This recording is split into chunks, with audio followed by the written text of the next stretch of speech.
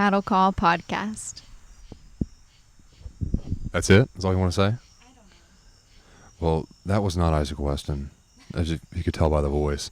But that was my stone cold Fox girlfriend, Bailey Byrne. I guess technically that's the first female appearance, even though she's not the first female guest. But again, I'm Isaac Weston. This is Cattle Call podcast. This is August 31st, 2020. This will be for the month of August. It'll be coming out tomorrow morning, September 1st. Smoke and Mirrors, August 2020. Very, very special one. It's my first Smoke and Mirrors I feel like I can actually do because I've done enough podcasting to reflect on. If you listen to Smoke and Mirrors July 2020, I had a special guest appearance with my dad, Patrick Weston. We just talked about things, had a good talk, had a good time, had a good cigar. So now I get to kind of reflect on the podcast the last month, which is kind of the point of Smoke and Mirrors. You have to forgive me for any background noise. So I'm currently in my back patio in Memphis and kind of figuring out how to do this setup. So I'm actually holding a mic like I'm singing on stage. I don't have a mic stand on a table, and I'm smoking a cigar, and I'm trying to drink whiskey. Ooh, whiskey and water, and hands are just full over here. So if you hear like ruffling, if you hear the voice kind of fluctuate, I'll do my best to edit anything really bad out, but again, just kind of bear with me. Kind of a special day. So today's my birthday, which is kind of cool, August 31st. So it's kind of cool to record it on my birthday.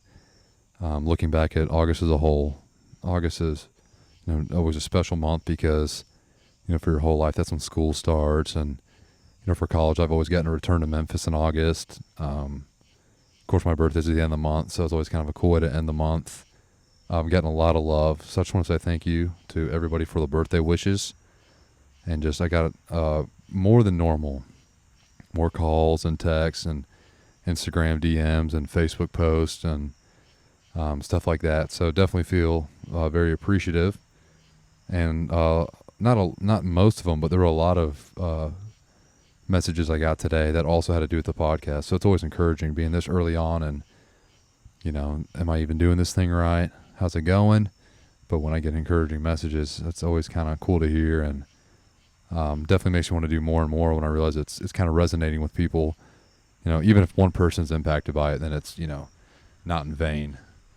It was a good month. August was a good month as a whole. Had some great guests. So I had on Mitch Anderson, and then I had on Julian Griffin. Those were my main two. Then, of course, I did a little reflection last week. Very good. So just a quick reflection on both my guests. Mitch Anderson, that was episode 3. He just gave some great tidbits of wisdom. He really did. So he's a financial advisor in Nashville, Tennessee area, and started his own firm. And of course, you can hear more of a story on there. But just kind of what I took away from that. There's a couple things I just want to go into. So over this last year of my life is the most I've started to actually learn about finances. As you know from the podcast, if you've listened to it yet, I've had Mitch as a financial advisor for about 7.5 years. And he's a great guy.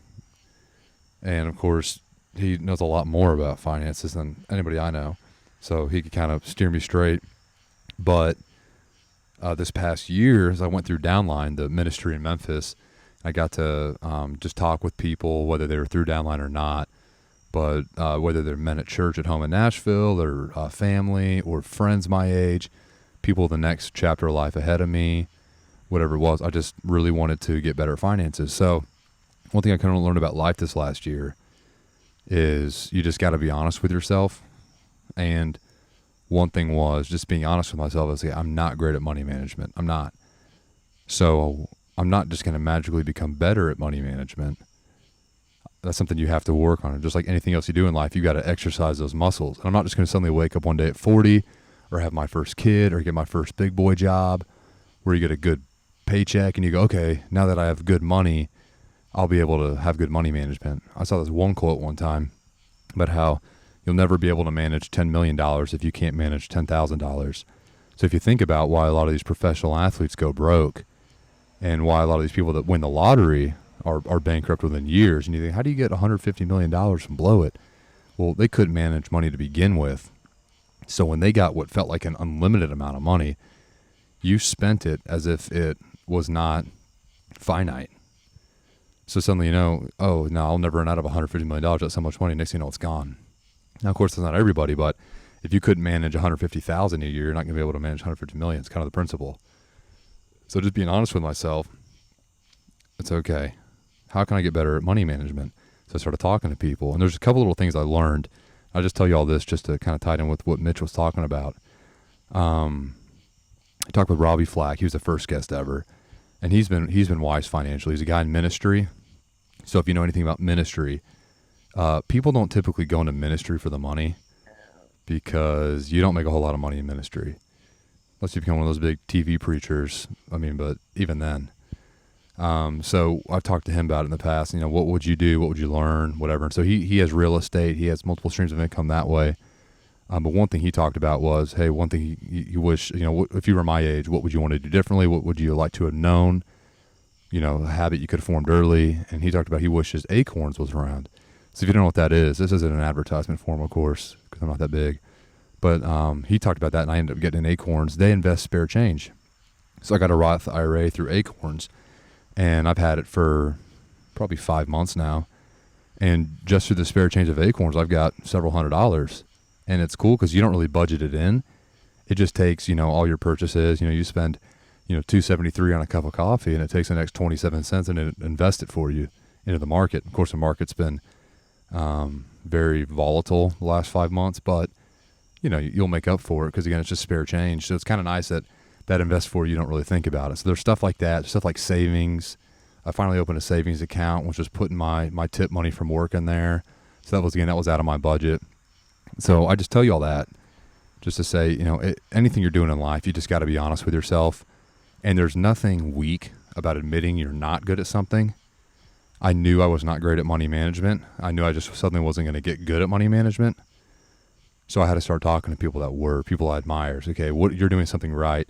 What's something that I can learn from you that I can be doing better? So over this past year, I really learned how to budget, that I could pay my rent, I could pay my tuition, I could pay for gas, groceries, spoiling my girlfriend, of course. But, stuff like I'm going to go see her. We've been long distance for over 3 years, and now we're both in Memphis. But, I'm going to have to, I know there's times I was going up to Fayetteville to see her, and I knew I'd spend $70 in gas. So you're going to have to budget for that, then budget for food, budget for drinks, budget for, whatever else you need to do. If you're going to go on a trip, you're going to spend more money. So, I kind of got to learn how to do that better this last year, and just little ways that you can get better at. Of course, again, it's always talking to people that we all can offer something to somebody. We can learn something from everybody. So that was good. So the stuff that Mitch was talking about, it was kind of nice being able to talk to him, finally starting to learn more about it and appreciating what somebody like Mitch has to offer, because especially America is the wealthiest country ever to have existed. It is unbelievably wealthy here, and especially in the world scale, it's unbelievably wealthy. But historically, we're unbelievably wealthy. So you would think that everyone knows stuff about money just because we are wealthy, but just because you have a lot of something doesn't mean you're good at it. It's just the way that our free markets and our history and all the resources we have here, and who we are as a country, our beliefs, our literature, our governing literature, stuff like that. You don't have to agree with that, but that's just what I believe in it. And we're very, very wealthy, but people aren't great at it. And of course, most people have a ton of student debt, credit card debt, bad credit scores. They'll never be able to own anything. They'll, never be able to buy a car straight out in cash, whatever it is, because there's a downside to having so much money. Of course, there's a lot of greed and corruption that comes with it. So we're looking at the way that the finances as a whole are changing in America, and especially for younger generations, how we're not going to be able to get ahead. I'm talking too much. My cigar's going out. So seeing what Mitch had to offer, it really was nice, because finances are a big thing, especially as a Christian. So people, whether you're a Christian or not, money's been given a very bad connotation. You should, as a human, you should never do anything with money being your deciding factor. You shouldn't, because at some point we're all going to die, and then now what with your money? You can leave it behind. You can make an impact. You can help others with it, of course. You can leave your family better off than, when you were born, when they were around. You can help people out with it, of course, but at the end of the day, it is a neutral thing. We shouldn't be doing something to just chase it or get ahead at the expense of other people. But one thing about money, and I don't know where I first heard it, but it talks about, I heard it one time, you are what you worship. So if you worship money, then, that's who you are. You're nothing more than that. But even, deeper than that is you may think, oh, no, I don't really care about money. I like to help people. I want to do what I'm passionate about, whatever you think. I heard this another time too. If you looked at your bank account and we saw how we spend our money, that would show you where your heart's at.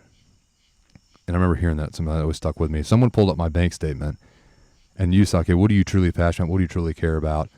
And the places you're spending your money, that's showing what you're truly passionate about. That's showing truly what your heart is concerned with. And that was something that always stuck with me too. So talking to somebody like Mitch, hearing what he has to say is just so valuable, because money is not a bad thing. It is a neutral thing. It can be used for good. It can be used for bad. And so if we have somebody, and not just Mitch, but anybody that works in that field, or even people that don't, but just kind of learned, how can I take something neutral and use it for good? How can I make as much money as possible just so I can help other people more? Now, personally, I believe this is kind of a little bit more of reflection. I am not a big government person, and a lot of people aren't. And it's not even a political ideology thing. I just think if you leave it up to the American people, no matter what you believe, and the American people determine how they want to spend their money, I think a lot more stuff gets done, because we all want to get stuff done quickly. We don't want to sit there and lollygag when it's something we're passionate about. So if everybody could spend their own money doing what it is they care about, I think the jobs are going to get done a lot quicker, a lot more effectively, and a lot better quality, because we're the ones in charge of it. So all that being said, it is a good thing when we are able to make more money and help people out, especially during times like COVID, where we saw a bunch of different industries getting redeemed non-essential, and a lot of people are out of work. And yeah, you get one stimulus check. Yeah, that may have helped once for 1 month, but now what? So when somebody has been doing well financially and have been investing well, saving well, diversifying well, whatever it is, now they're in a position where, okay, these people are out of work, or their hours have been cut or whatever it is. How can I help them out with my money? And how great that is, how good that is. And that proves that money isn't a bad thing right there. It really is a neutral thing. I think it was Jonathan Edwards, he's a theologian. I heard this one time too, when somebody asked him his take on money and his advice on it. And, as a theologian and as this real, very spiritual man, what's his take on money and how we should view it as Christians? And he said something along the lines of, earn all you can, give away all you can, save all you can. And that's about as simple as I've ever heard it. And of course I love that. Okay, earn all you can, give away all you can, save all you can. So that was great. And so the stuff that Mitch offered, just from what I can remember off the top of my head, stuff like compound interest, you can look into, there's a bunch of different studies about if we took our Social Security money and put it in savings or invested it with like an 8% return, or put something in index funds or something like a car payment. You're paying $350 a month. If you took that and you put that in a certain kind of investment account, the kind of returns you would see long term. It's all the idea of instant gratification versus delayed gratification. I like the expression. I can't remember who said it. May have been Lincoln, but it talked about dig your well before you're thirsty. You want to start planning ahead now, and yeah, it may be tough to start making financial sacrifices now, like Mitch was talking about. But no matter how much money you're making, you can't afford to get behind and not be in a good position later on. Just because of foolishness. It's one thing if you never have the means to do it, but the principle's there. If you're making $20,000 a year or $20 million a year, the principle still there is, how am I viewing my money? How am I earning it? How am I giving it away? How am I saving it? How am I being wise with it? How am I spending it? Helping others with it? having my money work for me, whatever it is. So Mitch had a lot of great things to offer with that. So just thinking about how we view money as Americans, how we view money just as people, as individuals, and what it truly is at the core. And at the end of the day, it's just money, but all the good that we can do with it. And he gave such wise advice on it. I want to talk to more people in finances because that's just a lot of stuff that we all struggle with. And by the grace of God, I've gotten to learn more about and get a lot better at. And just the wisdom someone like Mitch brings. So again, start early, prepare now, start putting down that, planting those seeds, sowing those seeds, doing it now so you can reap a harvest later on. It's never going to come overnight. It's going to take preparation. It's going to take discipline now. But no, okay, it's either pay now or pay more later. So if we just start paying now, we will not have to pay more later. We'll earn more later. So a lot of great wisdom from Mitch. And it's cool to see even something like finances, which can be a very corrupted field, rub people the wrong way. Money makes people uncomfortable or makes people arrogant or, whatever it is. It's cool to see somebody in there with such a good outlook on it and wanting to really help people get better with managing it so that they can help others. So that was a great podcast. I'm going to relight my cigar real quickly. Bailey, would you like to talk for a second on any reflections on Mitch since you really did like the Mitch one? Well, listening to that podcast was really beneficial. And I have the lighter over here. There you go.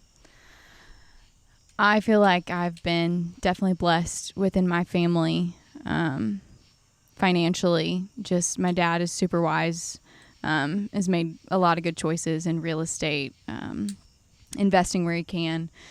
And same with my brother. He actually is a financial advisor as well, and works in Conway, Arkansas. So he's definitely helped me out a lot, and I've had a lot of conversations with him going through school and just different seasons of life, I guess, over the last couple of years since he's worked there, where he's really been able to give me a lot of just good advice. Because the sooner you start, the more benefits you'll reap in the long run. So that was a good one, very applicable, but also just nice to hear new perspective from somebody new. And back to Isaac. Good stuff. One thing, Travis, her brother, he was texting me about that episode the other day. And one thing I liked, of course, he's very like-minded with stuff Mitch was saying. Mitch has just been in it longer. But one thing Travis said that him and, his coworkers will tell their clients is, they get paid to manage money, but their real job is managing behaviors. Because you can read books. Like I have books in my room on, stock market and stuff like that, making wise, financial decisions. But at the end of the day, I'm only accountable to myself. So that's a lot of times when you are paying people. And I thought that kind of was a great point the way he said it. We get paid to manage money, but their real job is managing people's behaviors. So Travis, great words of wisdom there, man. Now on Julian Griffin, episodes 4A, 4B. So cool little fact. I had one off day from work that week. It just so happened that I could meet with Money Mitch in the morning. I could go down and see my boy Julian that afternoon. So I spent my entire off day driving around the Nashville area, interviewing Mitch, interviewing Julian. And man, I just had the best time with both those men. I really, really did. Both are very impactful and come from different places. But even Julian, I didn't really realize this till we talked. Excuse me. He's into real estate, and he's making wise financial decisions too, which is cool to see because, the people I've talked to and sought advice from, they don't work in finance, but they've made good decisions. And Julian's one of those guys where, okay, here's the money I'm making. How can I have that money work for me and do different things with it now? So it's kind of cool getting to hear, like, hey, here's what Mitch is doing for a living to prepare people to do it. Even Mitch and I were talking afterwards, like, they help you, like Travis said, manage those behaviors. But once you get it going, you really don't, Mitch's like, you don't need me anymore. One of his goals is to get people to the point where they learn those habits and then they can do it on their own. And that's kind of where Julian's at now. It's like he doesn't need the financial advisor. He might have one, but I know he knows these habits now so he can do it. So it's kind of like seeing the before and after. I'm looking at myself as a before. I'm looking at Julian as an after. Julian was a great guy. I've known him not very well, of course, till the podcast, but, always enjoyed going down there to Battleground South and getting to know him. Always loved, driving way on down there out of the way to get cigars to support that place, because I just truly think he's done a great job, just as a man and as a cigar owner.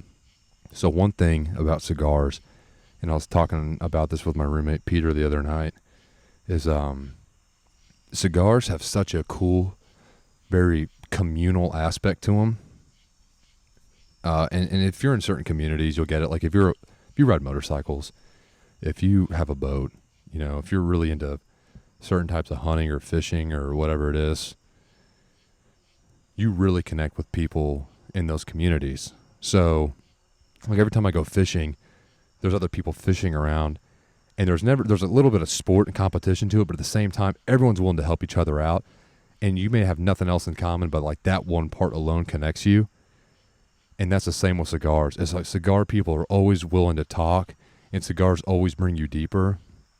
And cigar people just, there's like this fraternity about it, that once you enter into it, you just have this thing that unites you, and you're real open with each other, and you really desire to know more and learn more and recommend stuff to each other, and everyone was willing to listen.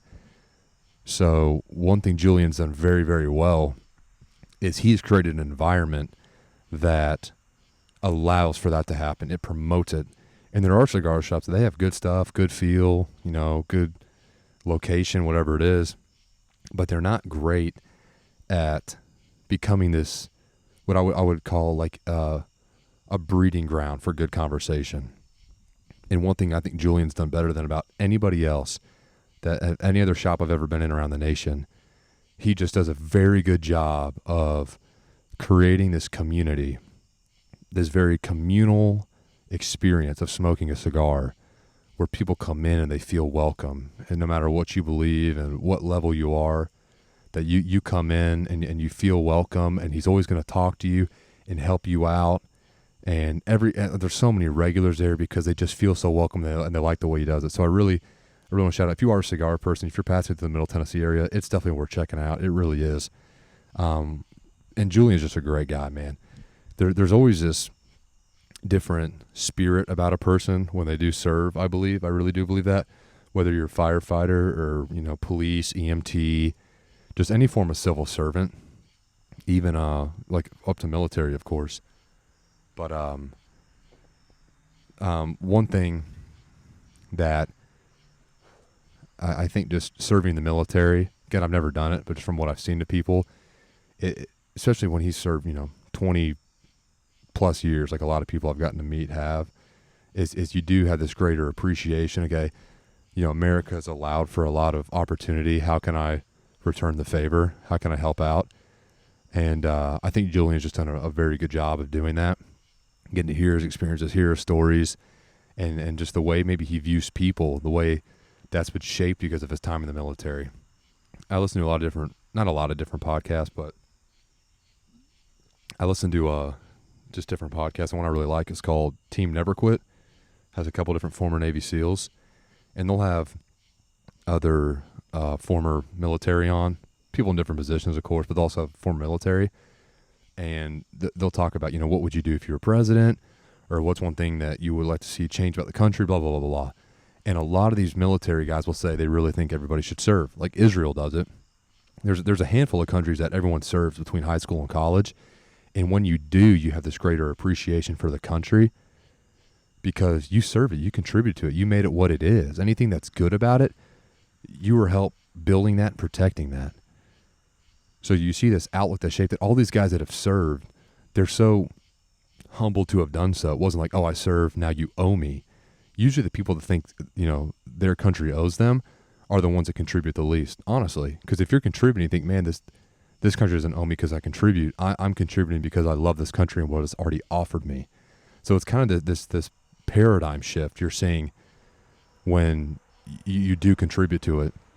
And I think Julian, of course, having served, the way he sees injustice, I can learn something from that because I may not see injustice the same way, but I know that, hey, I serve to protect this country and build this country, and protect people that live here and want to live and enjoy and prosper in their lifestyle, and they're not being allowed to do that. And I don't agree with that because I serve to protect them. So even your outlook on justice is stronger. And I really liked his take even on the national anthem protest, how initially he wasn't upset about it. Or I mean, he was upset, sorry. He was upset about it initially, but now he understands more of the principle behind it. And he thinks, hey, that's their right to protest as well. And I fought to protect that. And I know the bigger issue. So, yeah, I don't take offense to a national anthem protest. Of course, you had the disclaimer of if you've turned your back to the flag, if you drag the flag, burn the flag, stomp on the flag, destroy the flag, whatever, like we're seeing in some of these riots where people are, lighting flags on fire and jumping on them and stuff like that. Again, I mean, I may not agree with it. He may not agree with it. That technically is your constitutional right to burn the flag. I mean, it's even protected by Supreme Court cases. But, I mean, just think what a great take, because I know how I feel about something like a national anthem protest. I know how a lot of other people feel about it on all the different sides of the issue. But hearing somebody who did contribute and lost friends in battle and went all around the world, and having seen the world being reinforced in your love and appreciation of America, but still knowing even something like the national anthem protest, that's what makes this country great, is because we do have the liberty to do something like that. And personally, I don't agree with, not the protest itself. I have no problem with actual protest. One of my issues has been the whole time has just been, it's during a time of commemoration. I think, if you want to protest stuff the country's doing, stuff you dislike, whatever it is, I think that's absolutely fine. You're more than welcome. You're within your rights to do it. I think the national anthem is during a time to commemorate the good and what's been done right. Because if you think, oh no, I can't stand in support because I don't agree with, this country's done regarding this, therefore I can't support them right now. I mean, by that logic, everybody always could protest because there's stuff about America that we all dislike. So I think there's nothing wrong with protesting stuff you don't like about the country. So personally, my thoughts have always been, they really haven't ever changed. Like during this time of commemoration, this is the time to appreciate and say this is what that is good. Now, of course, people think differently, and I don't really think there's a right answer to it.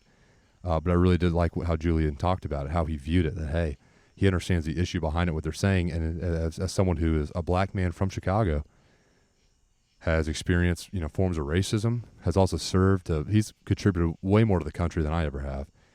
And he sees the right and the liberty behind it. And that is something, too, that I hope we never do lose, is the fact we all can disagree with each other. The fact that, people can protest. You never want to force, you never want to strong arm somebody into thinking a certain way. To say, no, this country's great. It's the best country on earth. Therefore, you can never protest it. You can't do that. I mean, that's what makes our country great, is the fact you can disagree. The fact you can speak out about the government. The fact that we can have different ideologies existing here in the same nation. Now, of course, it's never always going to work. Coexistence is never going to work. But it allows for that. And so I think Julian just made a great point with that. Man, and he has great stories. People really enjoyed Mitch. People really enjoyed Robbie. People really even enjoyed my dad because it's a surprise little guest appearance. But I got some really good feedback on Julian where people texted me or messaged me or replied to me on Instagram or whatever it was and saying that, man, they really enjoyed listening to his story. And one of my friends was saying how he should write a book because, you got to think the guy probably has a lot more stories than we got to talk. Him and I got to talk. Mitch and I got to talk, and it was almost an hour, which is double what I want it to be. And then Julian and I got to talking, and it was an hour 20. And we could have talked for more hours. We had the best time. Really, really admire Julian. Really thank him for his service. Thinking about, man, you sacrificed over 20 years of your life and stepping into areas of the world where you don't know if you'll come out the other side. So there definitely is something to admire about that. So I just had a great time with him and seeing how he's using cigars to just be one of those, like an oasis within a community where there's a lot of different, gaps in income, and access to things, and again, in ideologies even. but how people can all come together over cigars and just chop it up. I mean, what a great job he's done with that. So just learned a lot from those guys, and just, I will say, just getting to drive around on my off day and interview those two guys, just how fun that was. And I remember driving around thinking, man, I of course I didn't make $1 doing it. I'm off of work for the day, and I'm, doing all this, of course, out of pocket. But it's like, I truly enjoy doing this, and I would do this for free for the rest of my life. And just getting to hang out with guys like that and hear their wisdom and their take on things, it truly is a blessing. So again, if you liked them, I hope you learned something from them. I hope you took something. Even hope that both of them can make an encore appearance at some point. I'd love for them to come back on. But if not, I mean, if you're somebody that wants to contribute or are contributing already to something, and you want to come on and talk about it, man, I'd love to have you on. All you gotta do is reach out to me. You can message me on Instagram, Facebook, Twitter, LinkedIn, honestly anything. But you can go to Cattle Call Podcast on Facebook, Cattle Call Podcast on Instagram, cattlecallpodcast@gmail.com. I'm almost done with my website, cattlecallpodcast.com. You can connect through that, and it'll take you different avenues. But yeah, I mean, if you want to get on, just hit me up. I'd love to have everybody on. It truly has been a great. It's almost 2 months now that I've had the podcast up, a little over a month and a half, and it truly has been great. August was a great month. Julian and Mitch were great. Even having my dad to start the month, that was great. Getting to hear from all these different Americans. Coming up this week, I have my first female guest. It's not Bailey. I know you probably enjoyed her little contribution tonight, but it's a great friend of mine, great woman. So I'm excited to have her on this later this week, and hopefully there's be more great coming in September, even more to reflect on. You can also hear more in-depth reflection of just what's going on in America in my previous episode, special edition. It's America's Growing Pains, just kind of talking through some of the stuff we're seeing. This is just kind of a reflection on the month as a whole. Bailey, is there anything else you'd like to add on August? So I know that I'm personally very thankful for you, but I would also be willing to bet that a lot of your listeners are super thankful for you, just willing to be bold and have these conversations that some people shy away from. So I am calling you out on your own podcast for, a little bit of lack in diversity. I've given Isaac a lot of grief about that, but I know it is to come, and I'm excited for it, just to see the new questions and the new conversations you get to have. So kind of calling you out, kind of encouraging, but I love you anyways, and yeah, just super thankful for you. Well, thank you. Yeah. Doing my best. Got a long list of people. It is kind of tough with, not that coronavirus is the reason for everything, but there's a lot of great people I've talked to that I'd like to have on. Sadly, they're just not able to, or they have to do it remote, or they're not going to be back in town till holidays, or whatever it is. So I'd like for it to be more expansive. So hopefully it will be. Yeah, it's fun. Definitely a fun thing. And really want to be challenged more and grow more and get to hear more different schools of thought than just what I think. And thankfully it's been a little bit diverse, but there's definitely that theme of similarity and even beliefs. So hoping to expand out more, of course, just comes with time, comes with the territory. Well, thank you everyone for listening. Try to keep it to 25 minutes. We're at 34. Of course, with my intro to be 35. I try my best, but of course we talk way too much. Also didn't help my girlfriend came on and talked for a while. Yeah, big talker, Bailey.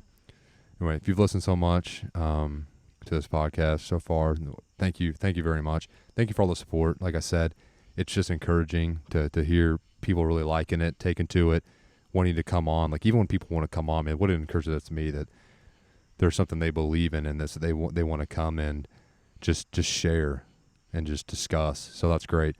Again, thank you guys so much for the support. Thank you for everyone. Thank you for a great month of August. Hope for an even better month of September.